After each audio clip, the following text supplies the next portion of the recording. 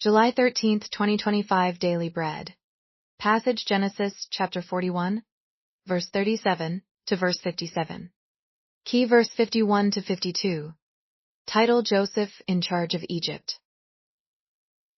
The plan seemed good to Pharaoh and to all his officials.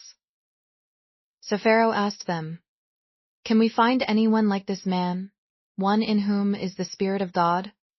Then Pharaoh said to Joseph, "Since God has made all this known to you, there is no one so discerning and wise as you. You shall be in charge of my palace, and all my people are to submit to your orders. Only with respect to the throne will I be greater than you."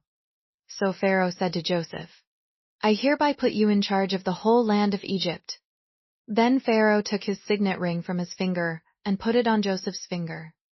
He dressed him in robes of fine linen and put a gold chain around his neck.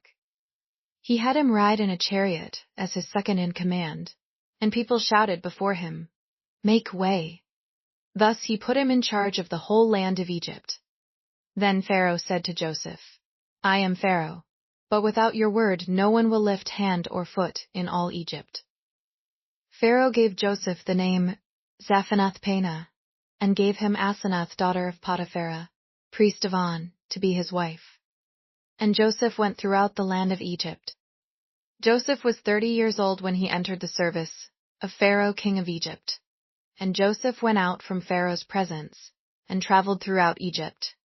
During the 7 years of abundance, the land produced plentifully. Joseph collected all the food produced in those 7 years of abundance in Egypt and stored it in the cities. In each city he put the food grown in the fields surrounding it. Joseph stored up huge quantities of grain, like the sand of the sea. It was so much that he stopped keeping records, because it was beyond measure. Before the years of famine came, 2 sons were born to Joseph by Asenath, daughter of Potiphar, priest of On. Joseph named his firstborn Manasseh, and said, "It is because God has made me forget all my trouble and all my father's household." The second son he named Ephraim, and said, "It is because God has made me fruitful in the land of my suffering." The 7 years of abundance in Egypt came to an end, and the 7 years of famine began, just as Joseph had said. There was famine in all the other lands, but in the whole land of Egypt there was food. When all Egypt began to feel the famine, the people cried to Pharaoh for food. Then Pharaoh told all the Egyptians, "Go to Joseph and do what he tells you."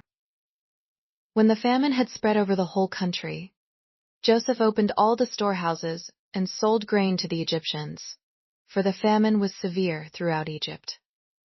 And all the world came to Egypt to buy grain from Joseph, because the famine was severe everywhere. Daily Bread Message. Pharaoh might have become angry at Joseph's boldness, but he did not. He accepted God's word and recognized Joseph as God's servant. He put him in charge of his palace and made him the second man over Egypt. God was with Joseph. Joseph was changed from a slave to a ruler in one day. He did not become proud, nor did he seek revenge. He went to work. He believed God's word. For 7 years he did not doubt but prepared for the famine. When the years of famine came, he opened the storehouses and fed the Egyptians and the world. He became a steward of the world. During the years of plenty, Joseph married and had 2 sons. His sons' names testify to how deeply he suffered in his struggles in Egypt, but also how thankful he was to God for bearing his abundant fruit in Joseph's life. He held no grudges against his brothers. God's blessing did not make him proud. It made him thankful, humble, and obedient to God. Joseph accepted God's sovereignty. He continued to walk with God and accepted God's hand over all his life. Prayer. Lord, you have been with me in all things. Help me to embrace your sovereign rule over every part of my life. One word: accept God's sovereignty.